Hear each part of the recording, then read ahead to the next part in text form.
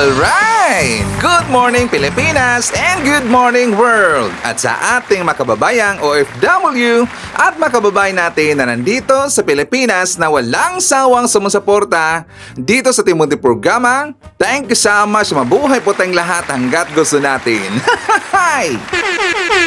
Well, anyways, tuloy-tuloy po tayo sa balita dito ng mga tamang balita at sagutin ang malinformation na ipapakalat ng mga fake news peddlers, ng mga anti-Marcos, lalo na doon galing sa mga DDS na mga saltik magabayan. Yes, dapat silang sagutin. Bakit? Kasi baghayan ito sila na lagi pong naninira araw-araw kay BBM at sa Marcos Administration sa katagalan magabayan, ang mga paninira, maging totoo yan sa mata ng ibang tao. So dapat silang sagutin kasi ang bagong Pilipinas, bawal po ang mga sinungaling. At siyempre, kasama niyo pa rin si Sir Ivan, ang pinakabulol na vlogger sa balat ng YouTube. Pero bibigay sa inyo ng mga totoo at mga preskong balita na kinukuha natin sa tagapitbahay na social media. So magandang buhay sa ating lahat mga bayan and happy Tuesday sa ating lahat. Okay, so before tayo mag-start mga kabayan, well, syempre, as usual, i-check natin ang ating mga viewers na may maraming comment dyan sa baba sa ating comment section, ang ating pong top 5 commenters. At nandito sa listahan, ang nanguna po si Sampaguita. Meron siyang 18 na mga comments. Nandiyan po si Mary Flor Espirito, meron siyang 15 na mga comments. Mones Borromeo, meron siyang 14 na mga comments. Nandiyan po si Ayeng Gamentisa, meron siyang 7 na mga comments. And Orlando Esperanza, meron siyang 6 lahat ng mga comments. Again, thank you so much po sa ating top 5 commenters. At syempre, pasalamatan natin ating po mga silent viewer this channel. Thank you so much. At syempre, pasalamatan po natin ang lahat ng mga viewers na lagi pong like, laging shares ng ating mga videos at doon sa ating mga viewers na subscribe sa ating channel. Thank you so much. At syempre, pasalamatan natin ang nabigay sa atin na super thanks or pang snacks ni Sir Ivan. Thank you so much kay Joanna Navalta, nabigay sa atin ng $2. Thank you so much. At syempre, hindi rin kalimutan, i-shoutout natin at mga pinalangga na mga legends, ang mga senior citizens. Hello po, kumusta ang lahat? At syempre, i-greet natin ng happy birthday ang lahat ng mga viewers na nag-birthday ngayong araw. Happy birthday! Okay, so kumusta ang lahat mga kabayan? How are you today? Well, today is basaan pala mga kabayan, no? Basaan ngayong araw. So doon po sa mga kababayan natin na may plano ho na mag-travel dyan sa labas mga kabayan, babasain kayo. Kasi ngayong araw, celebration ho, Fiesta nga pala sa San Juan. So, di ba? Naalala niyo ba na meron pong nag-viral last year mga kabayan, yung si Boy Dila. Kasi nga, siya po ay nabasa. Di ba? Doon po sa San Juan City mga kabayan, LGU, di ba, tradisyon nila na Wata Wata Festival. Kapag meron pong dadaan sa lugar nila, binabasa makabayan. Meron pong nangyari last year. Di ba? Meron pong nag-viral, yung nangalan po na Boy Dila makabayan. Kasi siya po ay binasaga na Boy Dila. Bakit? Meron kasi siyang binasa makabayan at saka while niya binasa yon, gumanon kasi kandila, di ba? Pag ganun-ganon siya, lumabas sa kanyang dila makabayan. So ngayon, ang kanyang binasa, nagreklamo. Kasi nga, papunta siya doon sa kanyang trabaho makabayan, sa kanyang tinatrabahuan. So ang problema doon, nagreklamo yon, nagalit talaga. So ngayon, ang ginawa po ng taga San Juan, LGU, ipinapahanap siya ni Mayor Makabayan. 'Di ba? Umiyak pa nga at saka siya po ay nag-public apology Makabayan. Ito po sa Boy Dila, payak-iyak, siya po ay nag-public apology. Alam niyo ba na meron pong nangyari kay Boy Dila? I think almost 2 weeks ago makabayan. Kasi diba si Boy Dila, siya po ay nakulong makabayan. Yes, nakulong po ito si Boy Dila. Kasi ang kanyang ginawa, meron siyang sinitsitan ho na minor de edad na babae, binastos niya mga kababayan.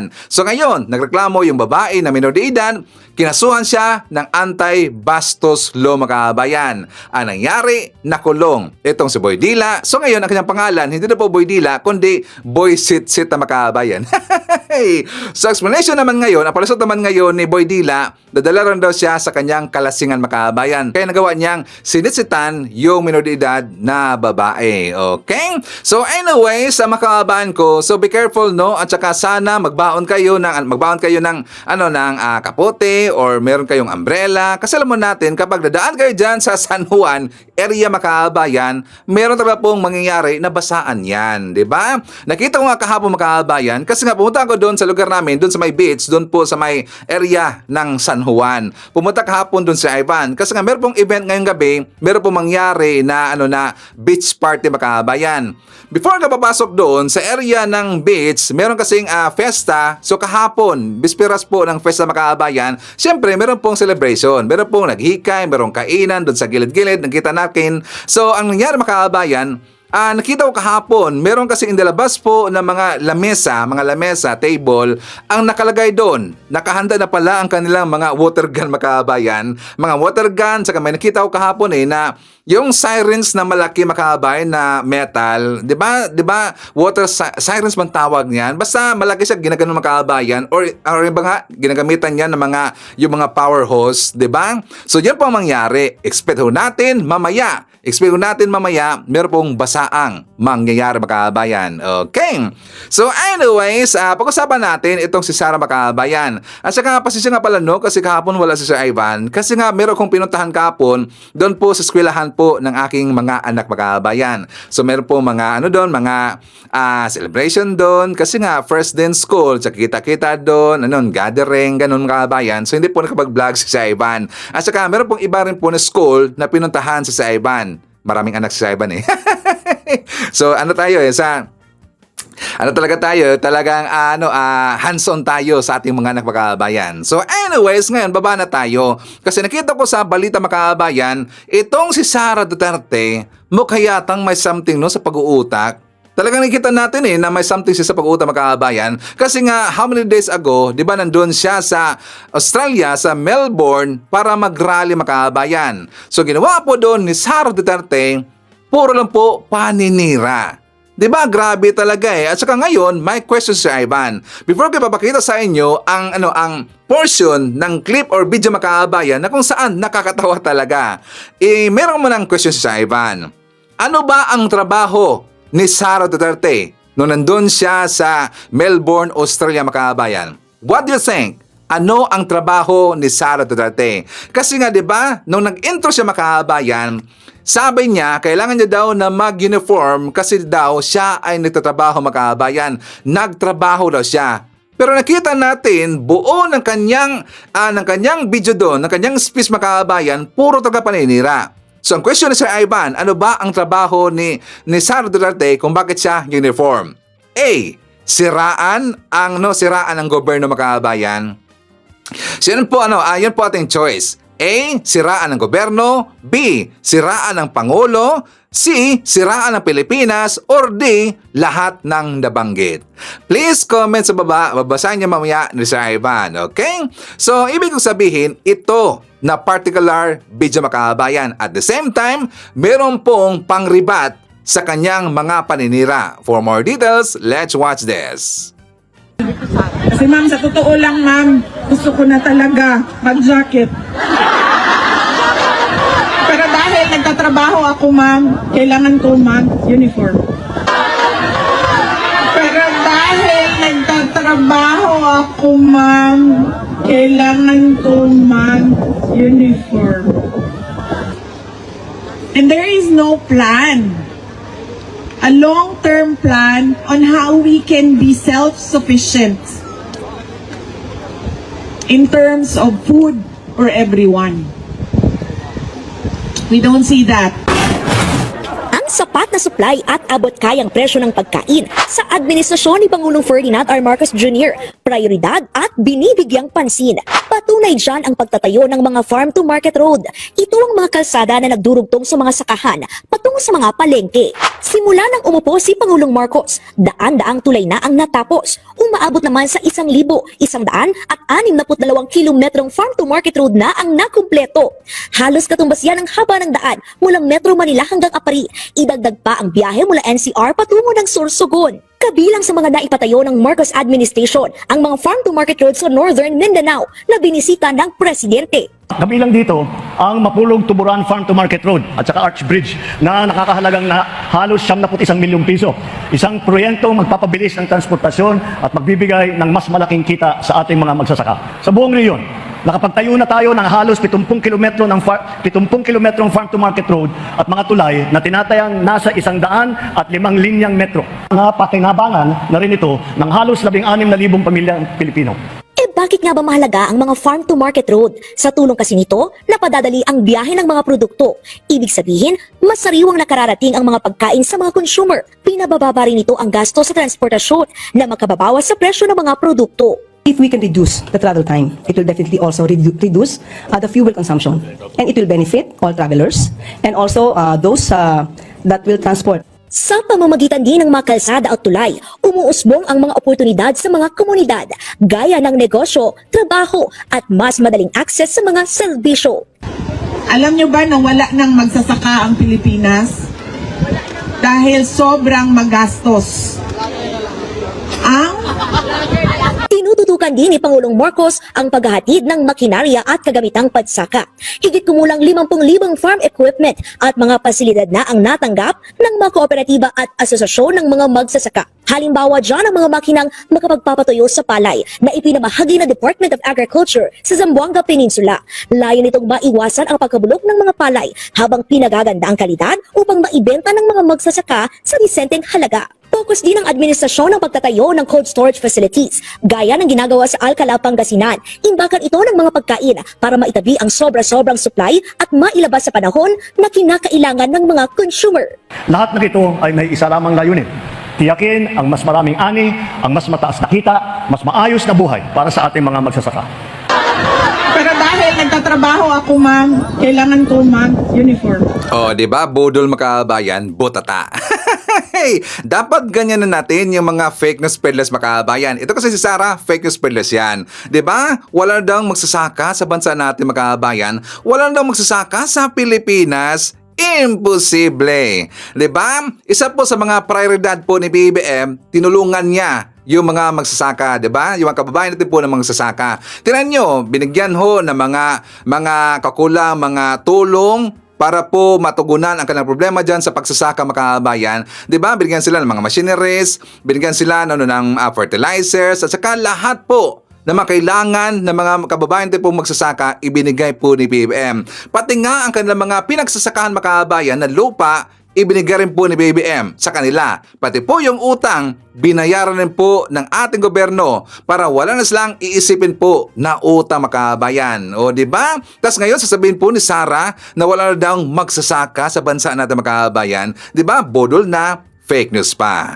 Doon po sa kanyang sinabi makabayan na kung saan, di ba sabi niya na malaking problema daw sa bansa natin, ating ekonomiya, wala dang konkretong plano ating gobyerno, si BBM, wala dang plano makabayan, wala dang programa, di ba? Wala dang mga inisyatibong ginagawa.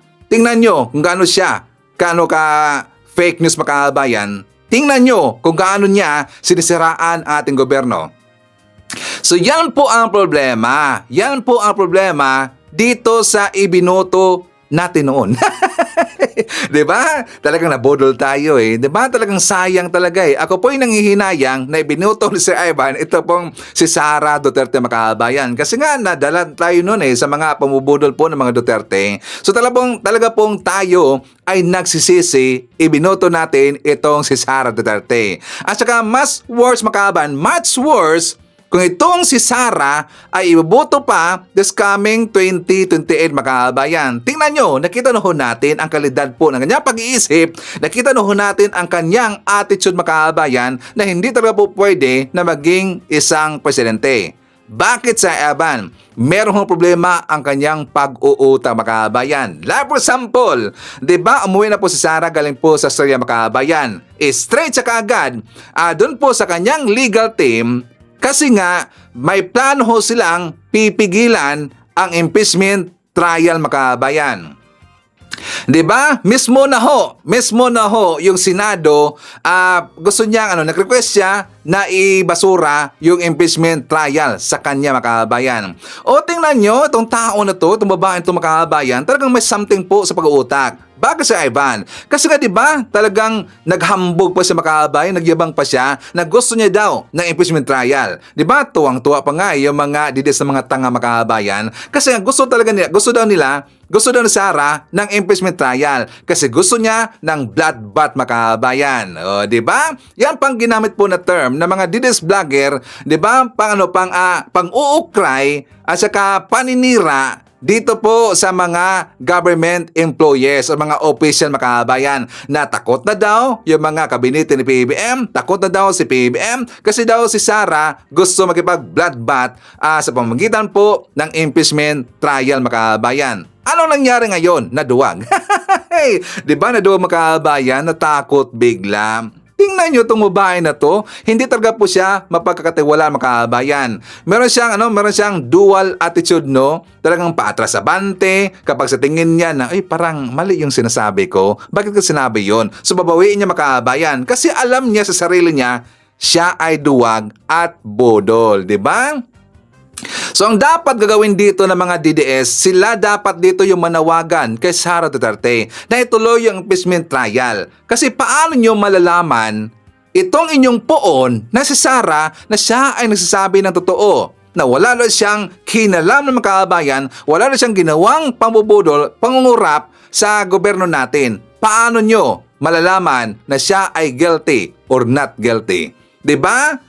Kung sa tingin niya na siya ay malinis, mga kababayan, ito po si Sara Duterte, dapat papayagan niya na magkaroon dito ng impeachment trial. Kasi diyan natin malalaman na siya ba talaga ay malinis or hindi, nangurap ba or hindi. Tama ba si Ivan, mga DDS? Di ba ang dapat niyong gawin, kayo na dito ang manawagan. At saka nakakatawa, no? Bakit si Ivan? Kasi nga, pinipigilan niya dito yung Senado or binigyan niya dito ng mandato ang Senado na pipigilan yung impeachment trial. Anong tingin niya sa ating, mga kababayan? Tanga? Kahapon lang ipinanganak? Naalam ho natin, hindi pa ho nag-upisa yung impeachment trial kay Sara Duterte. Trinabaho na ho yan ng kanya mga aso na mga DDS, senator, judges, mga kababayan. Di ba? Noong time pa nga na sila nagkaroon po ng debate, yung 19th Congress, mga kababayan, tingnan nyo yung ginawa po nila ni Robin Hood Padilla, ni Bato de la Rosa, sila si Bongo, si Amy Marcos, di ba? Pinigilan nila yung impeachment trial.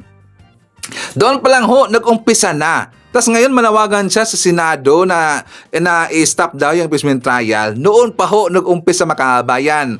Ginawa pa din tanga. Hindi tayo tanga, pero ang tanga dito yung mga DDS supporter, mga kababayan. Kasi nga nabilog niya yung mga utak na mga DDS supporter. Ang problema kasi, meron po tayong mga kababayan po na medyo madadala rin po doon po sa mga pamubudol ng kabilang kampo, mga kababayan. Yun ang problema. Kasi marami rin po silang mabubudol na mga kababayan natin na hindi mga well-informed, mga kababayan. Okay? So dapat tulong-tulong tayo. Forward tayo dito sa sinabi niya na nairita daw siya, mga kababayan. Nairita daw siya. Bakit daw ginawang tourist spots ang San Monico Bridge? Kasi daw ang San Monico Bridge is only 2.6 km lang daw, mga kababayan. Only 2.6 km lang daw ang San Monico Bridge. Bakit daw ito ginawang tourist spots, mga kababayan? O, diba? Gunggong talaga eh. Dito kumpirmado na si Sara Duterte, siya po ay bobo, mga kababayan. Diba? Kumpirmado talaga eh. At saka babalik na rin natin. Tatanungin natin itong si Sara kung bakit ginawa ninyo na tourist spots ang lumang bahay ni Digong na props na naman talaga yon kasi yun po ay front act lang sa totoo niyang estado ng kanyang buhay, mga kababayan, para ipapakita dito sa kanyang mga nabudol po ng mga DDS supporter na simpleng pamumuhay lang meron itong mga Duterte. Ibig sabihin, yung lumang bahay ni Digong props lang yun mga kabayan, front act lang yun. Pero ang totoo, billionaire ang mga Duterte mga kabayan. Or baka trillionaire pa ho sila itong mga Duterte mga kabayan. O di ba? Gonggong talaga eh. Bakit nila ginawang tourist spots ang bahay? Ipinahilang naman ho ni Digong ang bansang Pilipinas mga kabayan. At saka siya po ay protector ng mga D-lords at the same time corrupt na mantitigi pa ng tao mga kabayan. Nung namuno ang Duterte sa bansang Pilipinas nawala ang ating national dignity mga kabayan. Pero ngayon, ibinalik na ho dahil nandito po si PBM. Nakabalik na dahil po kay PBM. Bakit ginawa nilang tourist spots ang bahay ni Digong? 'Di ba? Tas ayaw nilang gawing tourist spots ang San Juanico Bridge mga kabayan. Malaking tulong ho 'yan, 'di ba? Maganda ho yung history at saka malalim ho yung history ng San Juanico Bridge. Hindi na naman yan sa haba ho ng bridge mga kabayan, hindi ho, kundi ang history within sa San Juanico Bridge. Kasi nga 'di ba, yan po ay nabuo ang bridge na yan dahil po sa pagmamahal ni Apulacay Marcos Sr. sa mga Liteños at saka pati po sa mga taga-Samar mga kabayan. At pati po yan sa kanyang pagmamahal kay Madam Imelda Marcos. Kaya nabuo ang San Juanico Bridge, yan po tinatawag na Bridge of La mga kabayan. At yan po siyempre ay nabibigay po ng malaking tulong dahil dyan po pumapasok, yan po ay gateway sa Eastern Samar at papunta po doon sa Leyte mga kabayan. Meron hong dala na mga produkto, mga goods para po sa mga business. Yan po yung malaking tulong po ang bridge na yan. 'Di ba? Tas merong pupuntahan diyan na mga kababayan natin po mga Pilipino. Bakit? Kasi nga nung hindi pa yan naging tourist spots mga kabayan, marami na ho talaga mga kababayan nagpupuntahan diyan. Bakit? Kasi maganda po yung tanawin diyan. 'Di ba kapag pumunta ka diyan sa gitna po ng bridge mga kababayan, ang ganda talaga ng tanawin diyan. Kaya marami po mga kababayan natin nagpupuntahan diyan everyday sa San Juanico Bridge kasi yan po ay kasi meron pong maibigay na magandang mga tanawin. Kaya nangyari, ginawa na hong tourist spots ang San Juanico Bridge mga kababayan. Correct if I'm wrong, mga DDS. O, di ba? Kaya nga nakita natin dito na meron pong problema itong si Sara sa pag-iisip. Mukha yatang sinto-sinto mga kabayan, di ba? Tapos ngayon, pupunta tayo doon sa missile. Bakit daw bumili or bakit daw magkakaroon ng missile ang Pilipinas mga kabayan? Di ba nakakatawa talaga ito sa Sara? Saan pa nilagay niya ang kanyang utak mga kabayan? Sa talampakan o sa kanyang puwet? Nag-question niya saan daw gagamitin yung missile. Hindi na tayo makikipaggira mga kabayan. Kasi di ba sabi niya, we are not prepared for drawing change. We are not prepared for war. We are not prepared for global shock because there is no plan at all daw. There is no vision at all. I've been a member of the cabinet and there was no direction at all. Yan po kanyang sinasabi mga kabayan. Siniraan niya yung gobyerno natin. Bakit daw, saan daw gagamitin yung missiles? Tatanungin natin ito si Sara. Nung bumili ng missiles itong si Digong mga kabayan sa kanyang panahon, saan ba yun gagamitin ni Digong ang missiles? Di ba? Critical thinking lang ang gagamitin sa Duterte. Common sense lang. Dapat tinanong mo si Digong saan niya gagamitin yung missiles na gin-purchase niya galing sa ibang bansa mga kabayan. At saka hindi naman yan na ikaw po ay bibili ng missiles, makipaggera ka. Hindi ho. It's about preparedness. Kung sakaling merong mangyari at sakaling pong makakaroon po ng giyera mga kabayan, at least prepared ho tayo. 'Di ba? Tingnan niyo ibang bansa. Ang Taiwan, ang Japan, ang Singapore, ibang bansa, meron mga missiles mga kabayan. 'Di ba? Ang China may missiles, US missiles, 'di ba? Halos lahat po ng bansa may mga missiles yan. Tas ayaw mo na magkakaroon ng Pilipinas. 'Di ba? Gonggong talaga eh. Bakit kaya si Ivan? Kasi takot siya na baka palulubugin yung mga barko na nandyan sa West Philippine Sea mga kabayan na nag-angkin na sa kanila daw yung West Philippine Sea. Takot siya na palulubugin yon ng bansang Pilipinas.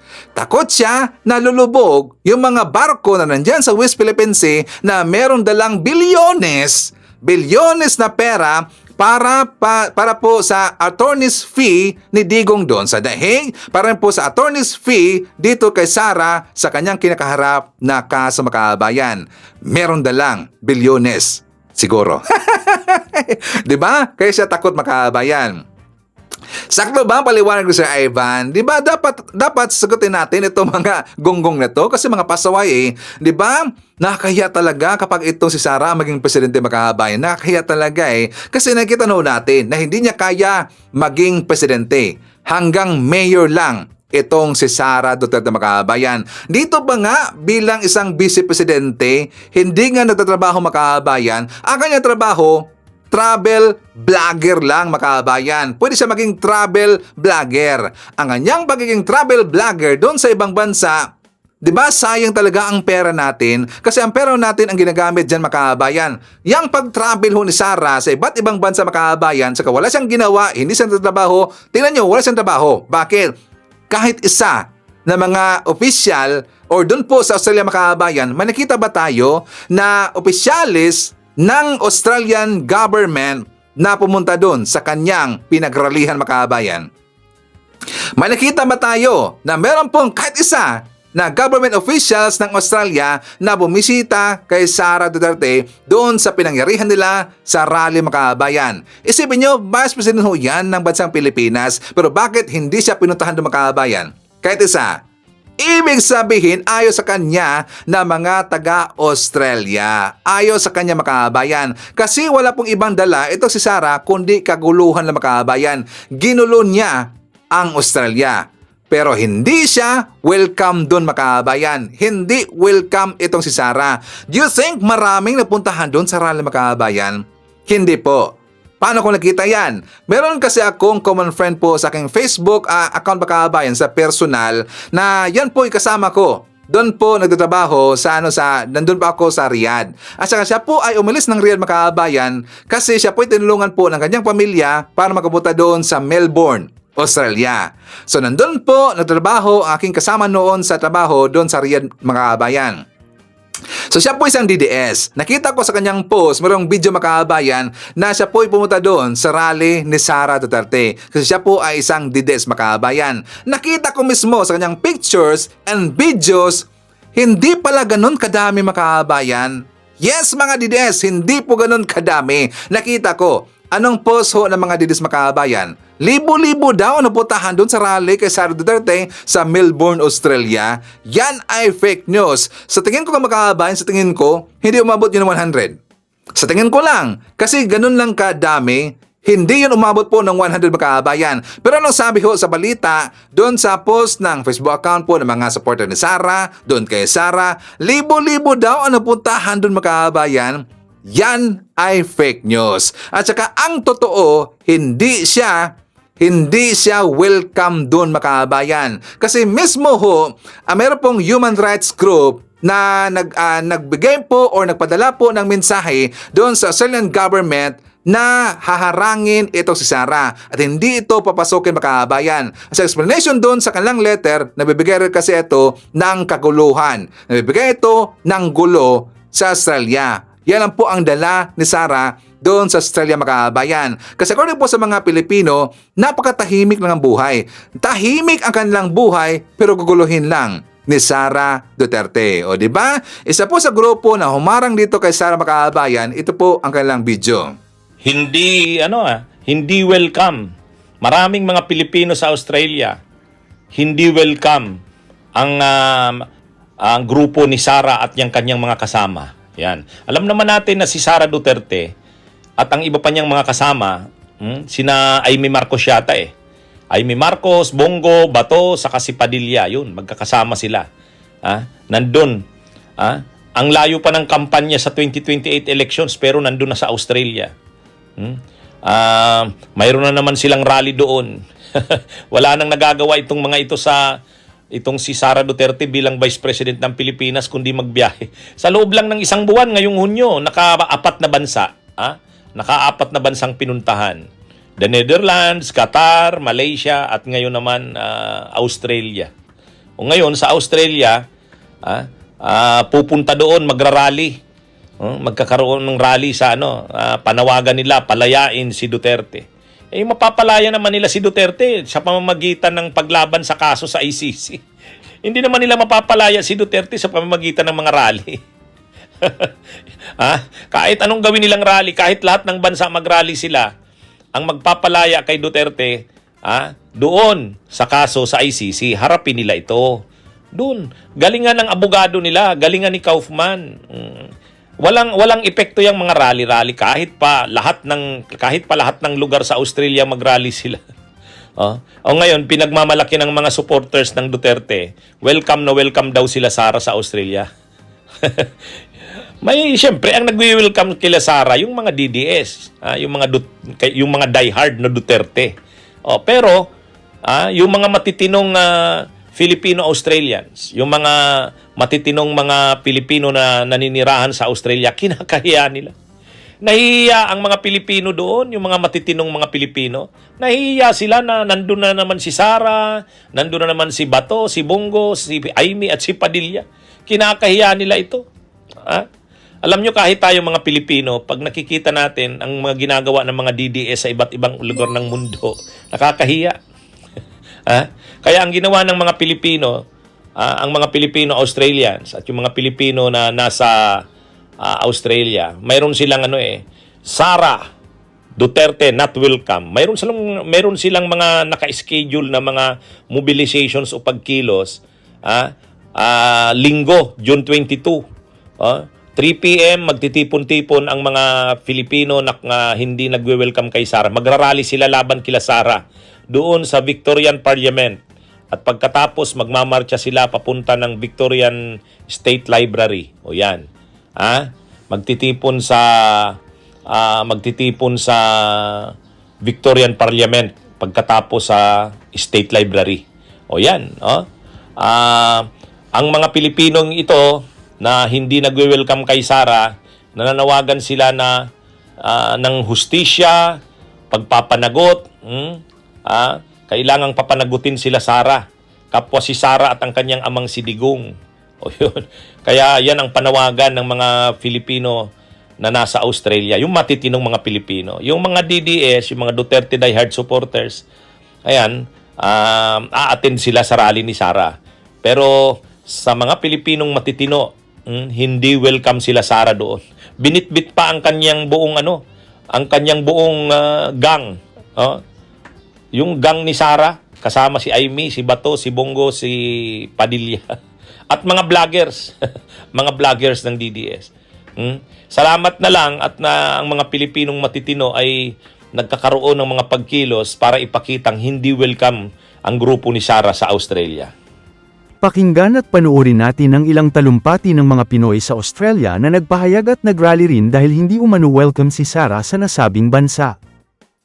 Ngayong nasa detention na sa ICC ay tipong nakakahatak pa rin ng mga supporters at mga tagapagtanggol.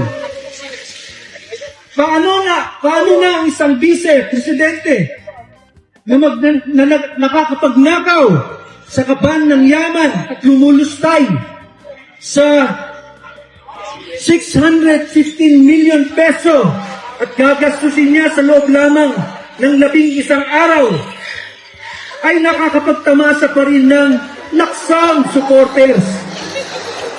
Pero napansin ko, mga kasama, sa totoo lang, mas maliit sila ngayon kaysa nung nakaraan. Di niyo ba napansin?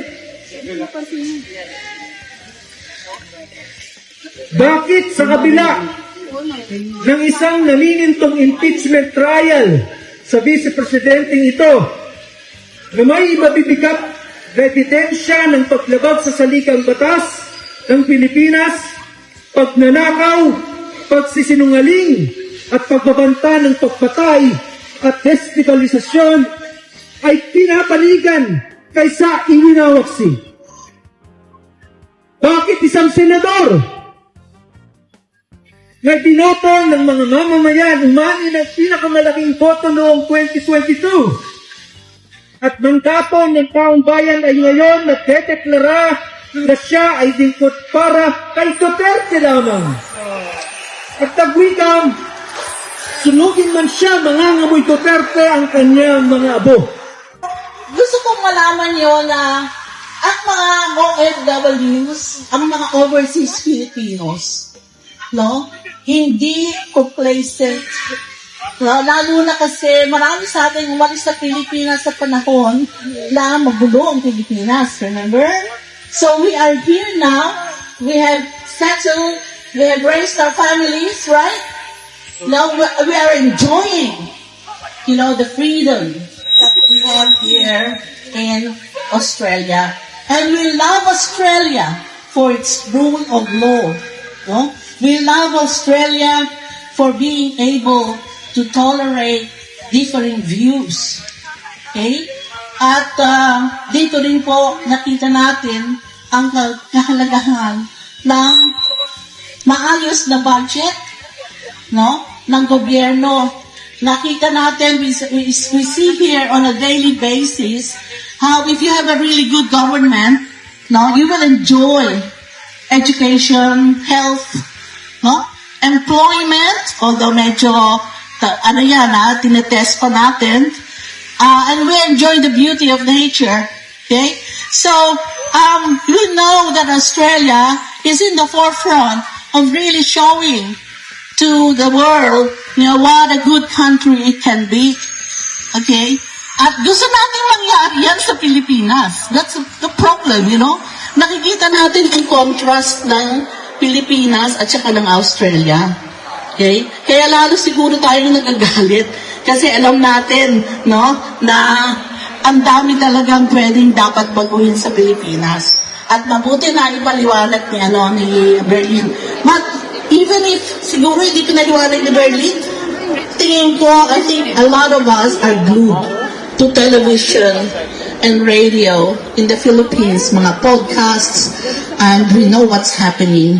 The problem is, it is so saddening to see, yung iba pong mga kababayan natin dito, some of the Filipinos here who are blindly,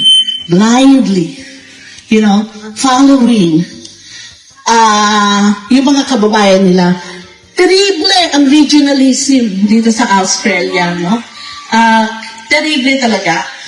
Masyadong regionalistic ang mga tao. Karamihan po ng nasa rally kanina ay mga guess. Saan sila galing? Probinsya? Ha? Bisaya. Kanina? Yung mga nag-rally ng mga Pinoy? What provinces did they come from? Davao. No? Na-concentrate ang mga taga Davao sa rally kanina. Okay? At kaya, huwag tayong magitla. No? Dahil it's natural dahil ang mga Pilipino, regionalism, that regionalistic attitude. Okay, so dyan na mga kaabayan. Tingnan nyo, hindi welcome si Sara doon sa Australia, no? Maraming galit kay Sara. Maraming galit po sa mga Duterte, mga kaabayan. Kasi ngayon, marami na hong nagising dito sa mga pinanggagawa ho na mga, lalo na sa mga DDS supporter, mga DDS vlogger, mismong si Sara, ginawa po ni Aimee, ni Robin Hood Padilla, nila ni Bato. Kitang-kita ho yan. All over the world, nakita ho yan na mga pinaggagawa na mga Duterte supporter, mga kabayan, na walang iba kundi pamulitika lang, paninira lang sa ating gobyerno, sinisiraan nila ang bansang Pilipinas. Kaya marami nang galit ngayon kay Sara Duterte at sa mga Duterte, mga kabayan. Okay?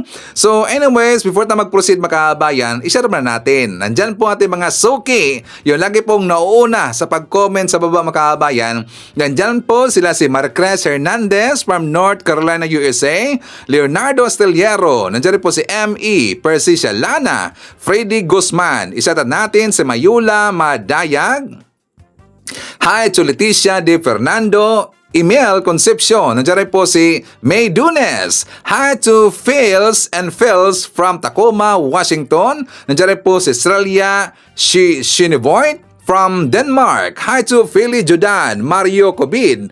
Hi to Anes Aligri, Rixie Mayo from Seychelles or Seychelles. And hi to Celia Ramos. Okay, so mga kababayan ko, ipapakita ko sa inyo ang press con ni Yuse Claire. For more details, let's watch this. Vice President Duterte questioned our national debt. Ang sabi niya po, bakit 16 trillion pesos ang utang pero walang nakikita. Dapat kapag may inutang, may nakikita. VP also expressed frustration po over the San Juanico Bridge being promoted as a tourist spot. Hindi daw po ito dapat tourist spot. How does Malacanang respond to this? Thank you po. May kasabihan nga tayo, ang hindi marunong tumingin sa pinanggalingan. Hindi talaga malalaman ang katotohanan.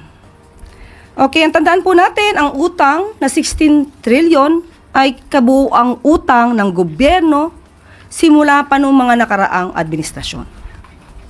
At tatandaan din po natin ng ang administrasyon ni dating Pangulong Duterte ang naitalang may pinakamataas na naging utang na umabot ng 12.79 trillion as of June 2022.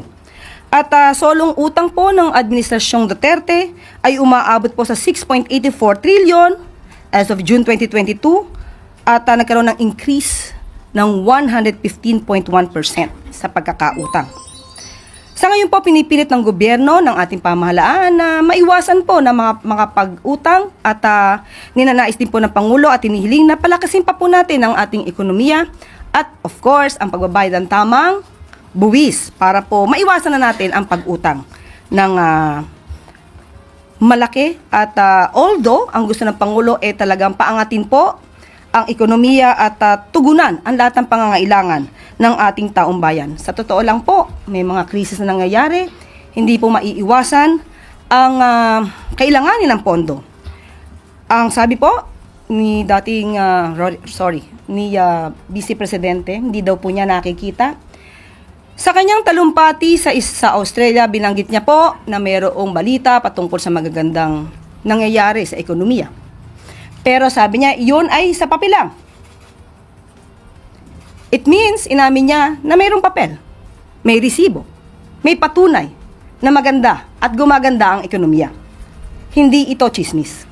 Hindi ito paninira lamang dahil may papel siyang inamin. Hindi ba niya po nakikita ang dulot na naibibigay, tulong ng Buka Centers, ang paglaki ng PhilHealth coverage, ang murang bigas, ang 3+1 promo ng LRT, MRT, ang fuel subsidies na ibibigay, at marami pang iba. Nakakalungkot po. Mahirap po talaga. Mahirap turuan ang walang alam at walang balak umalam. Mahirap din buksan ang mata ng bulag at nagbubulag-bulagan. Okay, sabi nga natin nakakaalarma ang kakulangan sa kaalaman. Nagiging sanhi ito ng kasinungalingan. Tandaan mo natin, ang San Juanico Bridge, ito po ay simbolo ng kagandahan at engineering capabilities nung panahon, nung 1973. Siguro karamihan sa inyo, karamihan sa atin, hindi pa pinapanganak.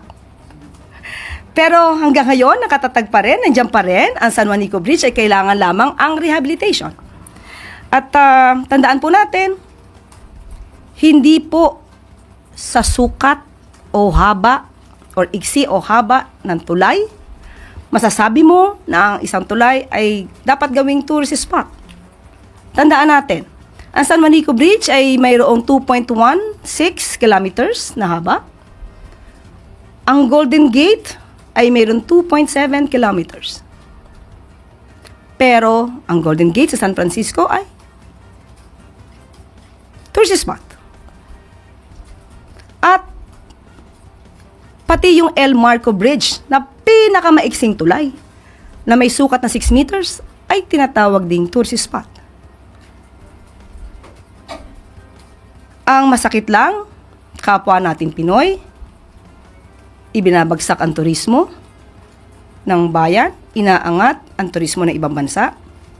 Samantalang ang Pangulo kagagaling lamang sa Japan para palakasin ang turismo ng ating bansa. Tama. Nakakahiya talaga itong ginagawa po ni Sara Makabayan. Nakakahiya talaga eh. Diba na instead po natutulong siya na i-promote po ng mga tourist spots natin sa ating bansa Makabayan. Anong ginawa niya? Diba sinisiraan? Gunggong talaga eh. Parang nakikita natin na itong si Sara may something talaga sa pag-uuta Makabayan. Hindi kasi matino ang kanyang klaseng tao. Diba? Una-una siya po ay isang government official Makabayan and second Pilipino siya. Diba? Mga Pilipino, dapat magtulong-tulong tayo na i-promote ang ating tourist spots. Kasi yan po ikakaganda at saka ikakaunlad ho ng ating ekonomiya sa ating bansa Makabayan. Pero bakit hindi yan maiisip ni Sara Duterte? Diba? Gusto niyang gibain ang ating gobyerno. Gusto niyang gibain ang ating bansa Makabayan. So dito nakikita natin na siya po ay pro-China. Ayaw niya sa Pilipinas Makabayan. Or baka may plano na talaga sila na ibenta ang Pilipinas sa China Makabayan. O, diba?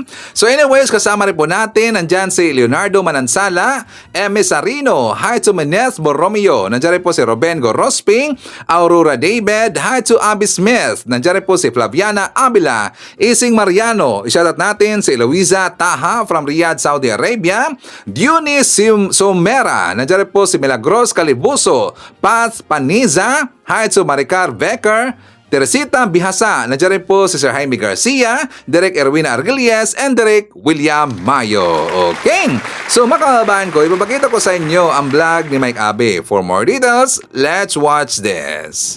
Pakinggan po ninyo yung ilang bahagi ng speech or sinasabi ni Vice President Sara Duterte sa harap ng mga Pilipino sa Australia. Okay? At pakailang pagpunta ron, kasama yata si Aimee. Pakinggan niyo ito sinasabi niya. Parang may mga bagay na magugulat ka. Lalo na yung sinasabing parang yung mga panggigipit at wala daw kasong ipinali sa kanila noon, pero bigla na lang daw pong nagkaroon sila ng maraming kaso. Ito, pakinggan niyo ito. Vote for me in the future. Si PRD lang ang first Asian na kinasuhan ng ICC. And so, we ask, bakit walang Western cases? It is clearly politically motivated. Ayan, no? Mga kapatid, Ayan, no? Guzman po. Ayan na, mga guro, salamat sa News 5 ho. Ayan na. Ang sinasabi, nakuha niyo maiksi lang ang sinasabi niya, only daw, nag-iisa lang daw si former President Rodrigo Roa Duterte ang kinasuhan sa ICC. Wala daw mga galing sa Western country. Sinasabing ito lang daw ay dahil sa politika. Palakpakan tuwan-tuwa yung mga tao. Alam niyo, masyado kayo nagpapalin lang. Balikan natin ang nakaraan. 2016, naging presidente si Duterte. Pero matagal siyang mayor ng Davao City. 2017, meron nang nag-file sa ICC ng kaso against Duterte. Human rights violation dahil sa tukhang wala pa nang siya ay mayor ng Davao at naging presidente ng ating bansa. At mga Pilipino ang complainant sa ICC. Paano magiging politika yun? Wala na bang karapatan yung mga Pilipinong naging biktima na mag-file ng kaso, at pag yung ba mga Pilipino mahihirap ay nag-file ng kaso, sasabihin, pamumulitika. Kalokohan, di ba? Kaya kayong mga nakikinig sa mga sinasabi ni Sara, dapat bukas ang kaisipan nyo. At kung politika, sino mamumulitika? Ang Marcos administration? Ay bago dumating ang Marcos administration, nakapile na yung kaso. 2022, naging Pangulo si Bongbong Marcos. 2017, may problema na si Duterte. Mayor pa lang siya, may problema na sa karapatang pantao dahil nga kasama yon sa ipinay ng kaso ng grupo ni Trillanes at iba pa, yung pamilyang biktima sa ICC. Ang tagal nga, 8 taon bago gumalaw ang ICC. Nasaan ang harassment doon? Ngayon ang sinasabi, bakit daw walang kinasuhan ng mga taga-Western country, mga malaking mga bansa? Hindi problema ng Pilipino yon. Baka walang nagre-reklamo. Halimbawa sa Amerika, baka walang mga mamay ng Amerika nagreklamo. O iba pa mga bansa nagreklamo sa ICC. Ganun yun eh. Ang ICC naman po hindi namumulitika. Base sa record, kung sino ang may nag-file ng kaso tungkol sa paglabag sa karapatang pantao, yun ang kanilang pinagtutuunan ng pansin.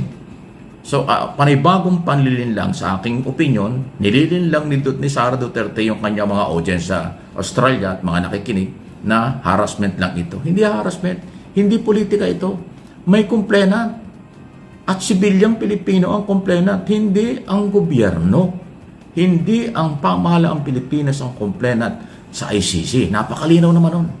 Ang Pilipinas nagpatupad lang at sumunod lang sa batas. Republic Act 9851, kaya hinuli over. Pero bago hinuli, dahil merong warrant of arrest galing sa Interpol na hindi pwedeng tanggap na iwasan. So yung mga naniniwala sa ganyang klaseng propaganda, kayo lang ang nalilinlang, kayo lang ang nalilito. Pero ang matitino, matatalino na mga nanonood, nakikinig, ayan po ang totoo. Walang harassment dyan. Walang kinalaman ng gobyerno sa kanya naging problema mula nung mayor hanggang sa naging pangulo. Diba? Yun po yun eh. So, bakit kukumpara na sa ibang bansa walang nakulong, walang nagkasong gano'n? Aba paano mo masabi yun? Tingnan mo, record ng ICC, marami silang iniimbestigahan. Marami silang mga head of state at prime minister yata at saka presidente ang kanilang kinasuhan din dyan. Diba? Si Putin, may warrant of arrest. Presidente ng Russia. Yung prime minister ngayon, meron ding warrant of arrest yan. Galing sa ICC. Diba? Pero hindi nila mahuli. Ewan ko kung bakit. Pero si Duterte, nagkaroon ng warrant of arrest, merong Interpol, nagpunta rito, hinuli. So, kasalanan ba ng gobyerno ipatupad yung batas? Ayun po yan eh. So, huwag kayong palinlang. Anyway, yan po yung sinasabi ni Sara. Bahala na kayo kung maniniwala. Ako naman, sinasabi ko rito, yung totoo lang, yung nangyayari at nangyari. Okay?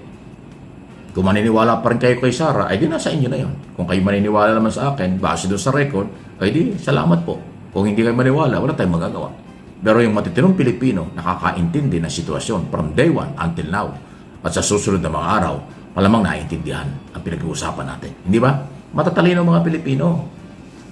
Kaya nga maraming Pilipino magaganda ang buhay. Mayaman, magandang hanap buhay, maayos ang mga tirahan, maayos ang pag-aaral ng anak at pamilya. Yun po yung matitino.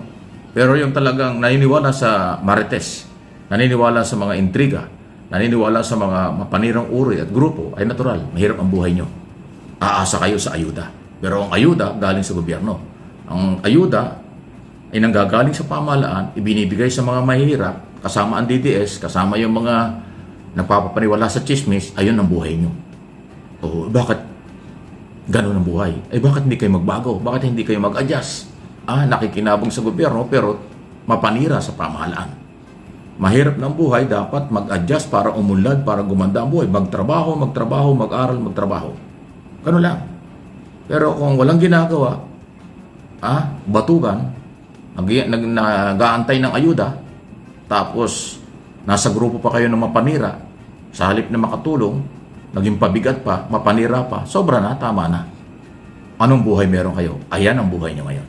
Hindi ko kayo nilalait. Dinidescribe ko lang yung inyong galaw, yung inyong pamumuhay, kumpara dun sa mga nagsisikap, naniniwala sa batas, naniniwala sa gobyerno, nagsisikap para sa kanyang buhay at pamilya. Ayun, ang ganda ng buhay nila. May sapat na pagkain, may maayos na tulugan, at ibang-iba ang buhay. Yung mga may alam at hindi nagpapagamit sa mga mapanggamit na uri, iba ang buhay at ibang antas nun. Pero yun yung mahirap na, wala na nga, puro paggamit lang, nalilin lang kayo, yan ang grupong magiging kawawa. At baka magtagal na laging kawawa kayo. Magbago na po, may panahon pa. Huwag kayo masyadong magpagamit sa politika. Gisingin lang ang sarili para makapaghanap buhay ng maayos, lalo na sa panahon ito. Every day, o yearly, quarterly, may mga development. May mga pataas ng pataas ang level ng usapan at pamumuhay, pataas ng pataas din ang kaalaman ng tao dahil sa global technology at marami pang iba. Ngayon kung di tayo makakahabol doon at dahil kayo naniniwala sa mga nanggagamit sa inyo sa kung anong paraang kanilang interes, magiging kawawa kayo ng pangmatagalan. Mahirap yon. Magbago na. Tulad na sinabi ko, may pag-asa pa. At kapag kasi itong mga Duterte ang magkakaso makabayan or yung mga allied, mga cronies ho ng mga Duterte, kapag sila yung magkakaso, di ba, isipin nila na kriminal, mga kababayan. Lagi po yung binabanggit na kriminal kasi. Kapag sila yung kakasuhan, mga kababayan, ano ang tawag daw? Politically motivated. Pamulitika daw, mga kababayan. Di ba? Gunggong talaga eh. Tingnan nyo ang ginagawa nila, bumabalik sa kanila, mga kababayan. Kapag sila yung magkakaso, kriminal daw. Kapag sila yung kakasuhan, politically motivated, gunggong talaga eh. Tapos meron pa si sinabi, mga kababayan, during po sa rally doon sa Melbourne, Australia, anong sabi niya doon sa mga tanga niya ng mga supporter? Insecure daw si PBBM sa kanya, mga kababayan. Insecure daw si PBBM sa pamilya Duterte. Insecure ba? Paano magiging insecure si PBBM? Siya ho ang presidente, Sara Duterte. 'Di ba? Nasa kanya ho ang power, nasa kanya ho ang pwesto bilang presidente. At saka bakit naman siya ma-insecure sa iyo? Tingnan niyo ang pamilya ni PBBM, matitino. 'Di ba? Maayos ang pamilya ni PBBM. Hindi corrupt si PBBM. Pero siya, 'di ba? Corrupt. Problema pa nga ang kanyang pamilya, mga kababayan. Tingnan niyo yung mga lumalabas po ng mga balita-balita, meron silang problema, silang dalawa po ng kanyang asawa, mga kababayan. Tapos meron hong video na susuka itong kanyang asawa sa kanya, mga kababayan. Dahil dito po sa pinagagawa kay Sara Duterte. Not in good terms ang asawa at saka itong si Sara, mga kababayan, not in good terms sila. Pero tingnan nyo, ang pamilya ni PBBM, maayos, talagang matiwasay, at saka matitino, mga kababayan. Bakit naman may insecure si PBBM sa kanya? Aber, mga DDS, 'di ba? Isip-isip din. At saka, siya naman natin, mga kababayan. Nandiyan po si Jess Tobtov from Calaba, Laguna. Hi to Perfecto Idkibal from California. Nandiyan rin po si Evelyn Garcia. Hi to Mergentan, Ramon Manoson, Felicitas Torres. I-shoutout natin si Lucito Niedo, Shirley Fernandez from Hong Kong. Hi to Dylan David, Froy Corpos from Agul, La Union. Nandiyan rin po si Diviva 20 Vlog from Hong Kong. Mones Borromeo, Josephine Gallego, and hi to Felma Cabato. Okay, so makahabaan ko, siyempre hindi rin kalimutan ang mga good news ho ng Marcos administration. Ipapakita ko sa inyo ang mga ginagawa ng ating gobyerno, ginagawa ni PBBM, ang lakad ni PBBM, at kung ano na ang estado ng ekonomiya ng ating bansa, mga kababayan. For more details, let's watch this. Sa punto pong ito, talakayin na natin ang mga update patungkol sa mga programa ng kasalukuyang administrasyon. Dito lamang sa Mr. President on the go. Una nga po dyan, mga kababayan, personal na binisita ni Pangulong Ferdinand R. Marcos Jr. kasama si First Lady Lisa Raneta Marcos ang Philippine Pavilion sa ginanap na World Expo 2025 sa Osaka, Japan. Ayon po sa ating Pangulo, magandang oportunidad ang hatid ng Philippine Pavilion para lalo pang mapaunlad at maitaguyod ang turismo ng ating bansa. Sa temang Nature, Culture, and Community, woven together for a better future, ipinagmamalaki sa Philippine Pavilion ang iba't ibang kwento ng kultura, tradisyon, at pagkamalikhain nating mga Pilipino mula sa 18 rehiyon sa bansa. Ang matagumpay na pakilahok ng Pilipinas sa World Expo 2025 ay pinangunahan ng Department of Tourism Secretary Cristina Garcia Frasco at mga Filipino representatives sa naturang bansa. Sa kanyang mensahe, pinahayag ng ating Pangulo ang kanyang pasasalamat sa patuloy na suporta ng Japanese tourism stakeholders. Binigyan din niya ang kahalagahan ng pagsuporta sa infrastruktura at koneksyon, partikular na sa pagpapakita ng mga likas at kultural na pag-aari ng Pilipinas upang higit pang isulong ang kaunlaran ng bansa. Sa huling tala ng DOT nitong June 19, 2025 ay umabot na sa 372,611 na katao ang bumisita sa Philippine Pavilion. Naging produktibo ang working visit naman ni Pangulong Ferdinand R. Marcos Jr. sa Osaka, Japan. Sa katunayan, kabilang sa kanyang pasalubong ay mga investment na inaasang magbubukas ng mas maraming oportunidad sa mga Pilipino. Mga bagong partnership, investment at oportunidad na makatutulong sa mga Pilipino. Dala yan ni Pangulong Ferdinand R. Marcos Jr. sa kanyang pag-uwi sa Pilipinas mula sa matagumpay na 4 na araw na working visit sa Osaka, Japan. Naibida ni Pangulong Marcos, katuwang ang Department of Tourism, ang mayamang kultura at pagiging malikhain ng mga Pinoy sa Philippine Pavilion sa World Expo 2025. Napalakas pa niya nito ang katayuan ng Pilipinas bilang tourist destination, bukas sa partnership at bansang magandang paglagakan ng puhunan. Pinuntahan po namin yung expo na ginagawa at sigurado naman ako na nabalitaan na ninyo at napaka-successful dahil napakaraming dumadaan doon at doon talaga ipinapakita natin yung galing ng Pilipino, ang kultura ng Pilipino, kung ano yung mga kakayahan ng Pilipino at nakita naman natin ang pag-response. At nakita naman natin na talagang ang Pilipino ay nagkaroon na talaga ng napakagandang reputasyon sa buong mundo.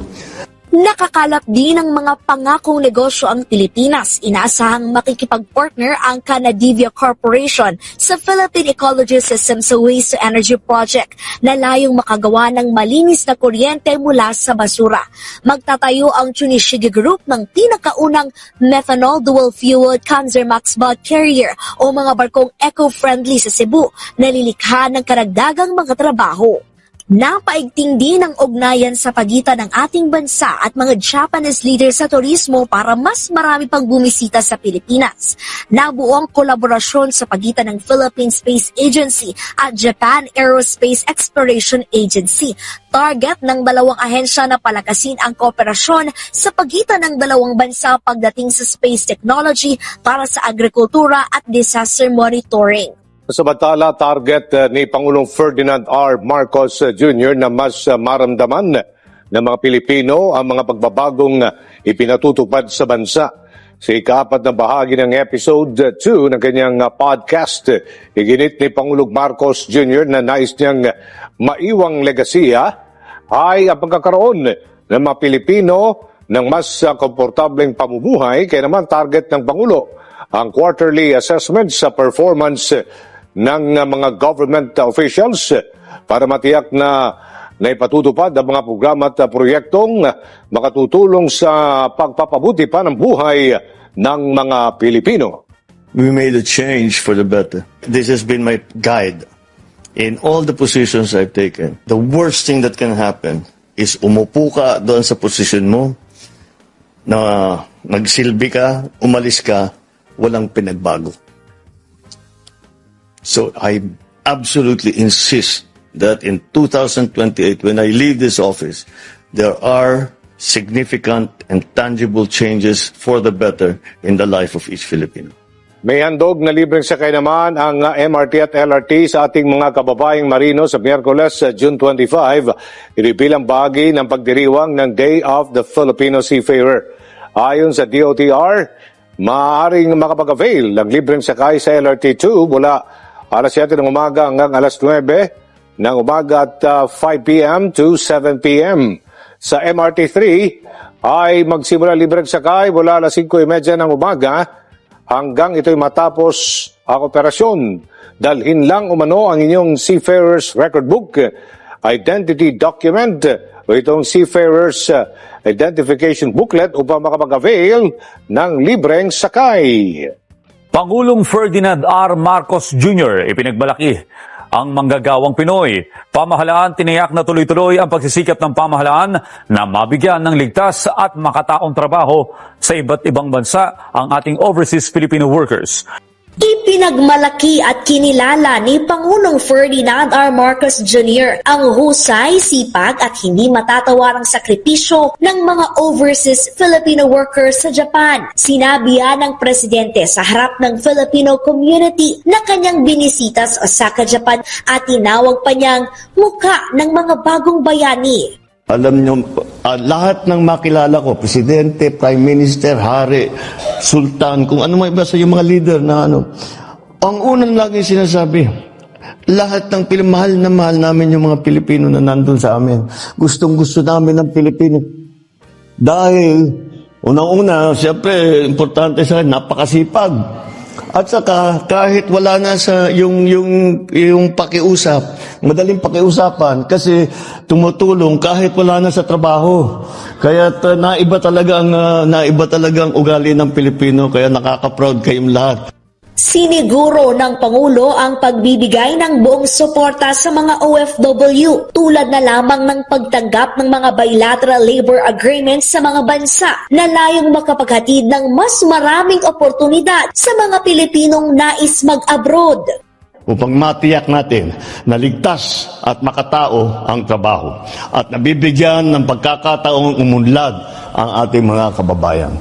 Pinabubuti rin ang serbisyo para sa mga OFW mula sa kanilang pag-alis ng bansa hanggang pagbalik ng Pilipinas. Sa ilalim ng Administrasyong Marcos, napakikinabangan na ang OFW Airport Lounge. Nakatatanggap din ng tulong pinansyal at pagsasanay sa ilalim ng Balik Pinas, Balik Hanap Buhay program. Layunin ng ating pamahalaan na paghusayin ang mga serbisyo upang mahikayat hindi lamang ang mga dayuhan na mamumuhunan at mga turista, kundi pati na ang kapwa nating mga Pilipino na nais muling manirahan at mamuhay sa sariling bayan. Ibinida rin ng Presidente ang patuloy na pagtulak ng mga reforma para mas mapalago pa ang ekonomiya at masuportahan ang maliliit na negosyo. Tinututukan din ang turismo, agrikultura, industriya at teknolohiya habang nakikipagtulungan sa mga pribadong sektor para makalikha ng mas maraming trabaho para sa lahat. I recognize the weight of your sacrifice and the strength that it takes to provide for your families from afar. You are at the heart of our government's efforts, and you deserve not only our gratitude, but you deserve our full support. Sa susunod na taon, nakatakdang ipagdiwang ng Pilipinas at Japan ang ika-70 taong diplomatikong relasyon ng dalawang bansa. Pinagtibay-an niya ito ng kasaysayan, pagkakasundo at pagkakaibigan. Hinikayat niya ang mga Pinoy sa Japan, lalo na ang mga kabataan, na pagtibayin pa ang pundasyong ito na tulay sa pagkamit ng mas matatag at mas masaganang relasyon ng dalawang bansa. Okay, so kung nagustuhan ninyo ating mga topics ng araw makabayan, please give alak naman po sa ating video. Malaking tulong ho yan. At kung hindi man kalabisan sa inyo, please share natin ating mga vlogs mga kababayan para matulungan natin ating mga kababayan po na hindi mga well-informed dahil binulag sila ng mga DDS fake news peddlers para makita nila ang mga totoong mga balita mga kababayan. Okay? So please like and share. Yan, kasama rin po natin si Feli Islaba Jodan, nandyan po si Rexy Mayo, Ramos Duldulaw Estrella, Haitsu Menez Doctolero, Medina S. Biernes from Damam, nandyan rin po si Rich Simon Pastor, Testa Maliwan, nandyan po si Megi Bom, Raymond Tabios, Sunya Hasigawa, Berth Bakod Cabalsa from Singapore, nandyan po si Trinidad Lozano, Itel Inopiques, Haitsu Lina Cao, Nida Ichaka.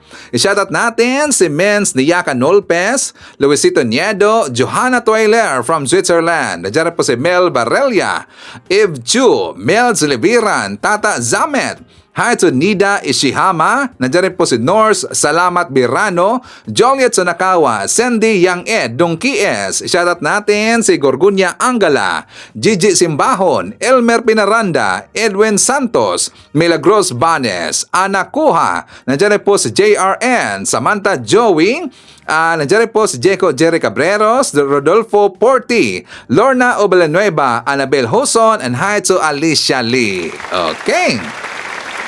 So makahabaan ko, yan natin manakalap na mga balita ngayong araw. Kung nakaabot ka po sa portion na to, sana nakapag-like na ho tayo. Libre po ang mag-share, libre din ang mag-subscribe. Again, maraming salamat sa mga viewers na hindi nag-skip ng ating mga commercials. Thank you so much!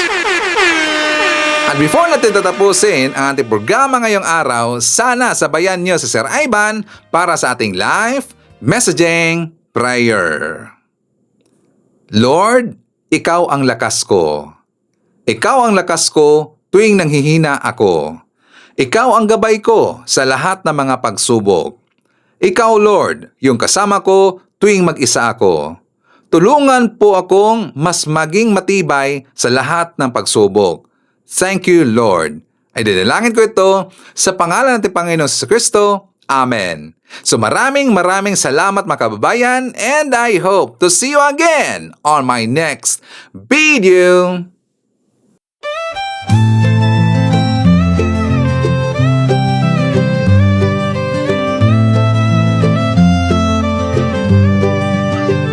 Sa bawat pagsikat ng araw, ikaw ay nandyan.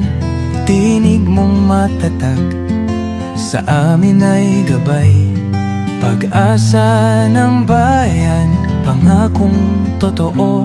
BBM, isa kang totoong tao. Sa mahirap at takti, ika'y sumusuporta.